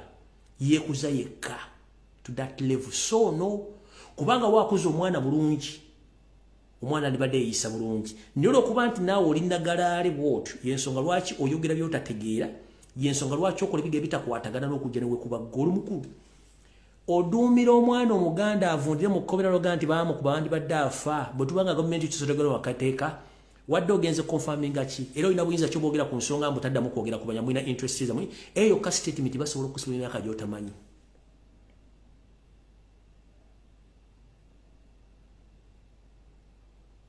Statement gye wakoze ng'oze ku witness nga kukomera n'ogamba taddamu tebaddamu passport joina ya Uganda. Bera necho choino oli muna Uganda. Kuba constitution etugamba bwete. Muna Uganda yenna azaliwa mu Uganda. Era abira nabyogera nga bya Uganda. Era fina tuli banna Uganda. Na yegwe okuva eno ganti muina interests za mmwe nga baani. Odde ku mwana omuganda omusige tomyo yagala afe mu nsi okujjajje bamuzaala gwengani. Gwengani mukuru. Ekizibu kyonna kiri ekizibu eki. Kuba wagula amayembe sitani guwateeka mu nnyumba gotakiriza mukazi na kujja mu nnyumba yo. Nolowooza nti Katonda takulaba, Katonda akuvaamu n'akulekera amayembe gakufuge. The moment kasita bwegana Katonda sitani ajja kukozesa. The extent ajja kula n'ebisiyaga gwe. Sitani ajja kula n'ebisiyaga nze nkubuulira. Kasita ova Katonda sitani ajja kula n'ebisiyaga kubanga asobola. Newe gendeze musajja gwe. Empana gyotadde kujjakana nze nagamba totegana gubo yagala nsanga wano wendi. Nagamba totegana. Ate empana gyotadde kujjakana nadduli. Kugwe naye kujja kuba akakola mu nekibi. Statement gye wakoze giddamu. Kugwe nejjakana nadduli. Kujja kuba akakola mu nekibi ekintu kubule. Kasita wazze noyogera ebigo byoyogedde ku kooti noyitabe bannamawulire ebigo byoyogedde kuggwe nejjakana kuli kajja okujja kulika agenda okukola munne ekibi kubanga wasusse woyina okukoma omuntu bw'ayogera ekituufu kiba kitegeeza ayogedde ekituufu kati gwe bw'ojjayo obusiiwo n'ojjayo that's why mwenna abantu abali beebuuza what happened in Rwanda 1994 the reason is bana Abasajja they can't reason but they can kill kubanga gwe musayi gwawe bolize bigabuga Gashumba byacho kaba muzala mu Uganda no wogere byayogera tebyawukanako na bali batemaka bani kyovula bete mabona ne bemalawo which is impossible in Uganda kuba fe tusobola okugenda tukizanya abantu ne if omuntu najjako naga singa yafa singa baamutta tukitegera tutya nti gwe kenyiri wali mu lukolo amutomeza boda mweyagala mutta era waze ku kooti okumanya bamukuba batya no tukokogera bigambo ngo owoni ngo mwana omuganda ali ku ttaka lya bajjajja benti anti tada mukogera ku nsonga z'Abanyarwanda mwina interest which interest kati awongera kuvaawo sigenda kulwako naye njagala oddemu oyogere ng'oyogera n'ensi ng'oyogera ebigambo ng'olina passport ya Rwanda oba endagamuntu ya Rwanda olwokweyogera interest z'Abanyarwanda mu Uganda njagala odde ku radio ng'oyogera olina passport ya Rwanda n'endagamuntu ya Uganda ya Rwanda newe okutte passport ya Uganda ng'oli muna Uganda stop your nonsense we are all Ugandans we hold the same passport the same national identification to prove me wrong gende Rwanda ko TV okodere speeches obadde okulya mu Uganda then tujja kutegeera kati omukulu ono message eno badde Sara gizanya naye omwami ono gwe mu kifaananyi kino message eno enkutteko nnyo omukulu ono yono badde Sara nnyo mu wamakulu naye omukulu ono gwe mulaba yakwata omwana y'omukuba agent bamuyita Umaru y'omukuba agent abali mu ggwanga erya Dubai mukulu ekikolwa kino oba tewakikola nja kujja nkwetondere ekifaananyi ky'omukulu bamuyita Umaru agent ali Dubai. Voice note kyengenda okuzannya ya mwana muwala complaining nti yamutukusako gw'obulisa maanyi n'amusiga ekirwadde kya siriimu. Naye gwe mwami gwe wakola ekintu kino wakikola mu bukyamu era mu mutima mubi. Naye obanga tewakikola with the proof nja kujja nkwetondere. Naye as currently ku buli bw'omwana bw'ayitamu ngenda kuzannya voice note eno n'ekifaananyi kino. Kanjizannya mugiwulire. Era ne message njagala egende bannayuganda bonna bali mu Dubai abaana ab'obuwala. Mwegendereze nnyo abaana ab'obuwala. Abasajja bangi balina omuzimu gwa dakika 10 baguyita 15 minutes ghost guli kuba musajja yenna. Atana gyagenda kutwala atana kyagenda kuwa kasitama ekizibu kye nga agenda. Ne mufe ku bulamu bwammwe. Era ekizibu kibeera bwe kiti. Bw'ogamba nti nedda ebeere nedda. Tokozesa nedda naye ng'ate w'ogyogeredde okyayimiridde nkiddamu. Omwana wonna obuwala w'oli mu nsi bw'obanga ogaye musajja nti nedda mugambe nedda otambule ove mu kifo okyogeredde. Bw'oyogera ekigambo nedda n'osigala w'oli ng'okyogedde kitegeeza ye omusajja mu bwongo bw'atwala nti nedda y'abakazi yeesi y'abakazi. Bw'ogambanga ekigambo nedda kitegeeza ogaanye era w'okyogeredde vaawo to prove him nti ogaanye. But the moment kasita ogamba nedda n'osigala mu feesi y'omusajja w'omugambidde omusajja yalowooza nti okkiriza. Okitegedde omwami ono gw'entimba ekifaananyi mbale siiwa mutimba naye message y'omwana negenda bakwatako nnyo. Mwenna abaana banoonya emirimu Buwarabu naddala mu Dubai. Abasajja be abasinga obungi ba agent si balungi bamala bakozesa bawa emirimu abaana gye batagibawa. Naye n'omwami yasiga omwana abandi obulwadde. Mbale saala kuzannya voice note naye enkakatako kubanga mpulira omwana alinga omwana wange. Alinga omwana wange. Kibi nnyo. Wulira.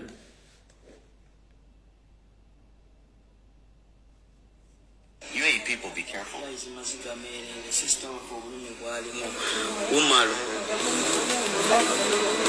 Umaru chokoze sister waffe katonda tali kusonyiwa tetuli kusonyiwa umanya nti oli mulwadde noyagala utange emirimu nolanga emirimu naye nga basista baffe ali kyesuma kyetumanyi talwaziza omuba babiri kubona kati era akyapostinga ng'alanga emirimu abaana n'abalimbalimba n'abatolosa mu biyumba bye balimu agenda bawa emirimu egisinga n'abakozesa ku mpaka n'abasiga obulwadde bwa siriimu.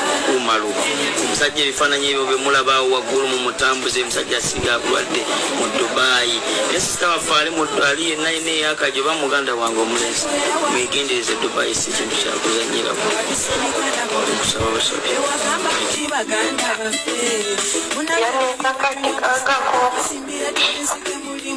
nakozesa amala okukozesa nefuna obulumi obuyitirivu nempuliranga omuntu gwe bayiridde kampulali so kati sina muntu mulala oyo yekka. Umaru omutima gwange gwe gusibiddeko. Sayagala musajja mulala Dubai. Sina musajja gwe nalinzemu okwagala okulyako oyo yekka. Sina mulala. Umaru yayanziga. Atasawazira ne bwe munoonya nsimulaba. Nsimulaba liita Umaru yayanziga obulwadde. Kibi nnyo. Sina musajja mulala gwe ndagala.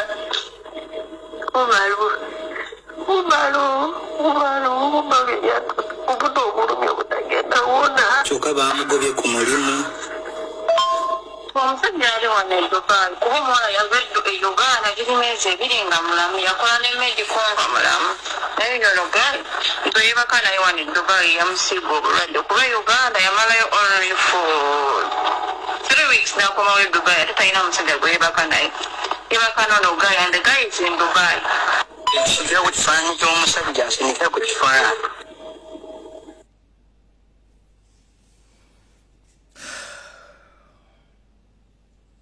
Yanekakatikangako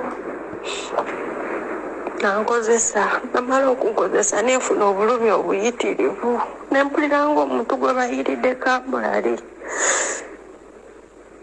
so kati sina muntu mulala oyo yekka. Umaru omutima gwange gwe gusibiddeko. Sayagala musajja mulala Dubai. Sina musajja gwe nalinzemu okwagala okugyako oyo yekka. Sina mulala. Umaru yayansinga atasawa ne bamunonya nsimulaba Lita Umaru yayansinga obulwadde sina musajja mulala gwenda kagala Umaru yatuusa kubuna obulumi obutagenda wona omusajja yali wano e Dubai kuba omuwala yava e Uganda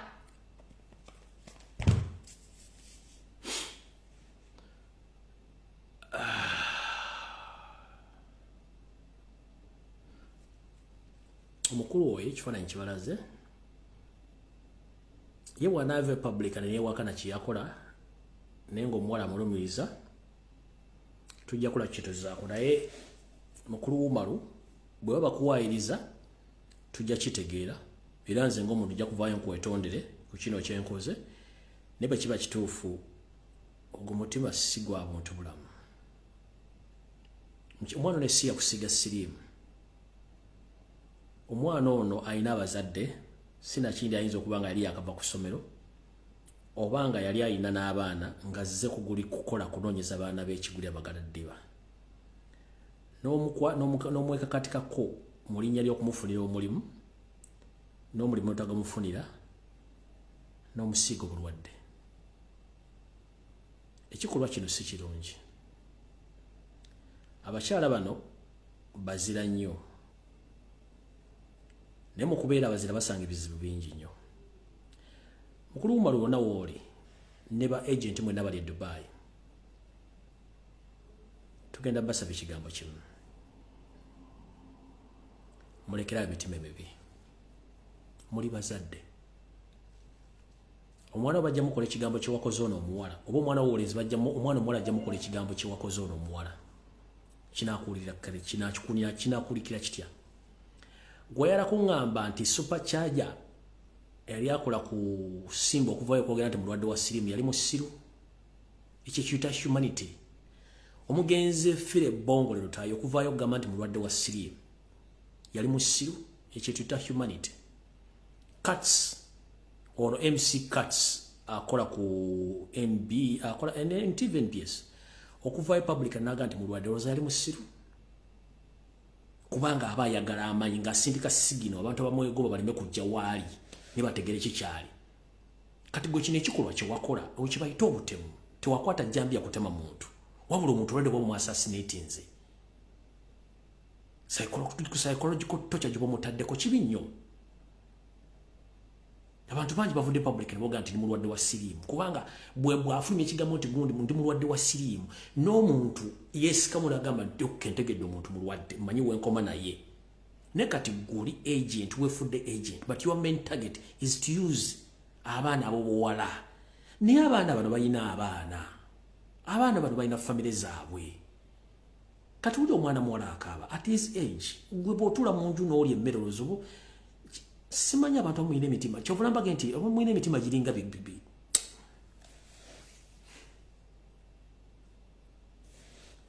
omuntu bw'omugamba nti ndi kino omuntu ategeera than keeping quiet n'omusiiga ng'omanyi in fact ogwo musango okusiiga omuntu obulwadde intentionally musango amanyi Umaru mutegeeze ng'obudde bukyali nti famire y'omukyalo in fact kambategeeze famire y'omukyalo ono omwana omuwala namwe bamukozeko interview mutegeeze omukyalo ono agende ku Interpol e Kampala agulewo omusango ng'agugula ku mwami Umaru ono gwe yasanga mu ofiisi y'e Dubai n'amulaga nti ayagala kufuna mulimu Umaru n'amutuusako obubulisa maanyi n'amufunisa siriimu kubanga mu constitution ya Uganda okufunisa omuntu obulwadde n'ekigendererwa guba musango gwa naggomola gwenkanankana n'okutta omuntu mugula omusango ku Interpol bajja kusindika ebbaluwa ku Interpol e Dubai Umaru bagenda muzze e Kampala nga tebalina gwe bewozezaako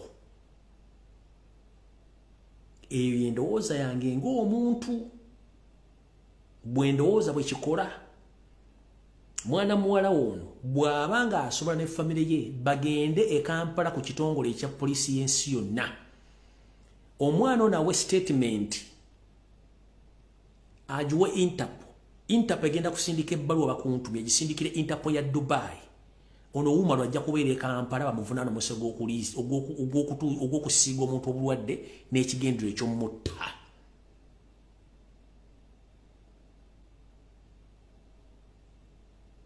Bwekibanga kituufu. Kubanga omuwala ayinza okwogera ebigambo bino ng'ate naye somehow somewhere ayinamu ensobi. Kubanga tosala gwakawala nga tonawuliza gwakalenzi. Uganda tukimanya amateeka tegaliyo ne buli kimu tukigezaako. Buli kimu tukigezaako ne kigaana bugaanyi. Togamba nteri mateeka nolemu okukola ky'olina okukola. Bajja kubuuza wawabako ludda wa nti si waaba kati kitegeeza tolina musango. Ne bw'owaaba n'oba n'obujulizi obulaga nti wawaaba kiba kitegeeza nti osobola okuprovinga omuntu nawaaba ne bannemesa. Naye n'omukulu ono musaba publicly ng'omukyalo bwe yaclaiminze nti wamutuusaako ekizibu kye publicly naye vaayo oyogera amazima ku kiki ekyaliwo oba weegaana oba okkiriza. Nze sikublaming nga tonnavayo kwogera kiki kyaliwo between you and this guy. Nenze nkugamba nti singa kinaavaayo nga oli mutuufu nja kujja kwetondere era n'abantu abalala bakozeko programu eno nabo bayinza okuba ne bakwetondera singa tunasanga omuwala mukyamu oba teyabujja kuggwe naye omuwala akiraiminga gwe. Nze nkugambidde openly singa onova publicly n'obuulira ensi what went wrong nja kuvaayo nkwetondere kuba sina kikyamu kyenkoze nze nzanya information gye bampadde naye ng'omuwala mugamba bw'oba olina case ng'okimanyi tolina proof omusajja ono yakusiiga obulwadde constitution ekuwa obuvunaanyizibwa okuwabira omusajja ono era omusajja ono basobola omusiba bamutikola ki ne bamugulako omusango ogw'okusiiga obulwadde n'ekigendererwa ekyokwagala okusiiga obulwadde byebyo. Naye nga mwami gwe osobola okuvaayo n'obuulira ensi kiki ekyatuukawo omuwala alimba oba talimba. Nkiddamu mukulu Umaru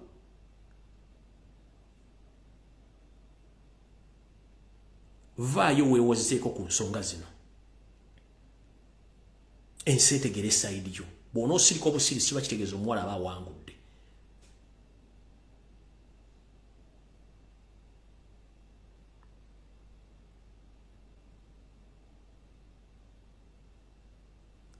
Wano wenfundikira nga nti kikiso kya mbuzi kirekerera omussi n'ekitundira omubaazi.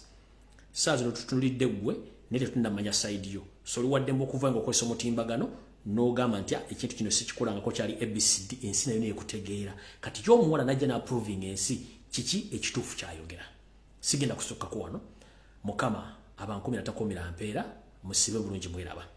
Tujja sinkana olunaku lwonna olulala andowooza ku Sunday nyinza obutalabikako kombi muli mulange mmeka mbategerereze nkiddamu. Ku Sunday nyinza obutalabikako mu bimuli mulange mmengo so mbasirabise saagala mu nninde nnyo nyinza obutalabika ku Sunday ku ssabbiiti eza buli nnaku. Naye nga mbategeeza musomesa Pato Uganda gyali talina buzibu lwakuba nti ebyuma by'amasannyalaze gabiyitamu akyageza kutentekanya studio ye agenda kudda essaawa yonna. Mulwanyi munnammwe Elizabeth Odowa ali mu komere ya Facebook okumala omwezi mulamba. Tuza mutegereza Elizabeth Odowa omukyalo ya commenting enya wandika enya postinga ali mu komere ya mwezi mulamba so tali ku internet pages zonna bazisiringa nange yabe bali bagihackinga all along bali bajagala so tulinamu obuzibuzibu ku internet kuna bantu batuli bubi. So Pato Uganda studio yayitamu omulira masanyaze akyagikolako. Elizabeth Odowa ali mu komere ya mwezi mulamba ku internet tali kubamu kibamusalako. Ninsima gift manyi kwali n'abantu abakyakola. So mutalaba please baba iramu n'obuzibuzibu butonotono njagadde bategeeza ndoza mutegedde bulungi. Abadde babuuza Elizabeth Odowa ali mu komere ya Facebook. Pato Uganda amasanyaze gali awo byuma bye ali mu kutereza studio. Aballa bajja kujja mpola nga bategeeza. So ndoza mutegedde bulungi nnyo. Tiwali kiraki mu mbuuza. Ku Sunday temuninda nyizo kuddamu ku Lwokubiri nyizo in fact tulabagane ku Tuesday. Tulabagane ku Tuesday. Kamaru twazine ennaku tomorrow is Saturday, Sunday, Monday, Tuesday. Tulabagane ku Lwokubiri. In fact katuna bana abasiimye mukaba 13 ampera naye nga drone zitamye okukwata abantu mwegendereze nnyo bana Uganda buli mujja otambula na gyobera niyo okusingira ddala mwenna abaana bavuga boda nga mwagala enkyukakyuka mwegendereze nnyo namwe abaana bapipa mwenna ba foot soldiers no message kesembeyo giri badde njirabidde. National Unity Platform ne people power. If we are to strike, we are not going to strike at this moment. So whoever moving around telling our foot soldiers on ground that we are about to strike and they are giving out money, please, echo chifute chiriwo. Iso same way bakola bati. Ennaku zino bakobira abaana ba people pona bagamba abemukono tusinkane wano abejinja tusinkane wano. Kino bakikola iso ekikola ne same way. Baba wani transport agenda batwala mu location omugenda okudemonstratingira ne babulirawo. The moment kastokiriza bagati bo people power. Era kyagulanya abatumye oba nopu ye batumye bagenda kwekalakasa kujja ko mu 7. Nkiddamu tewali kintu kyonna kigenda kukolebwa kitibwa action bakwekalakasa right now. N'ensimbi ezibaweebwa sente za iso na semwai baagala kubafunira kuba namwe mwenda buli kitundu babakwate bulungi nnyo nkiddamu. Tewali kintu kyonna kitegekwa mu national platform kyakwekalakasa oba ekikula kyonna ekyokuyiwa omusayi tekiriiwo. Nkiddamu akakodyo kape bakabateze mukitegere bulungi nnyo. Oluwamo Kampala Mukono Wakiso wawonna wonna ng'oluwankyukakyuka please tolita kuwasa noga nti Kyagulanyi yazivudde mu national platform okunganye bantu bagenda bakwata bamalewo. Nkiddamu tekiriyo kifu iso semo erimu bakunga kyovula bakwata nnyo kati drone zibakwata kubanga buli yakutte sente esimu yabagirina ne batandika okutrack nga nigoyogera naye wakubiddaani ne batandika obbanonya omukuomu nga ne bakujja bamanyiwo. Mukiddamu bulungi ekyokuwamba bana ba people power kivudde ku coordination eyo okubagamba nti waliwo kigenda okukolebwa ne batandika obba tracking omukuomu. Nzaba kitegedde bulungi nnyo. Badde nkirabidde kinandibadde nsoseeko kinandibadde nsoseeko nkirabidde akakodyo badde sinsikabagaye badde nkirabidde muntu gukola nnyo. Mutegedde teba muntu yena kubire simu naga tugenda kuwa sente okunganye banno tugende mugenda kwekalakasa Kyagulanyi alagidde no kafu. Yensonga lwaki drone zizzemu okuwamba ennyo ziwamba abantu bezimanyi nti already bali informed about the mission ani gwe bagenda okukolagana naye amasimu gali tracked. So ogenda okulaba kukimye nenga tumanyi kikuchimiza already ngoli yakoze ku communication ya naye yakoze da communication nawe tugenda kukolera kole kitugudo. So mwesanga bazinze ko buzinzi bwe muti mukitegedde bulungi. So please mutambuza akantu kan mutegeeza ba foot soldiers mwenna no puteina sente era tegaba sente za kola demonstration as you speak right now. It's a trick and a trap from ISO and SMY and they are using border ISO and SMY agents n'abantu batambula nga bagamba ebintu ebyo.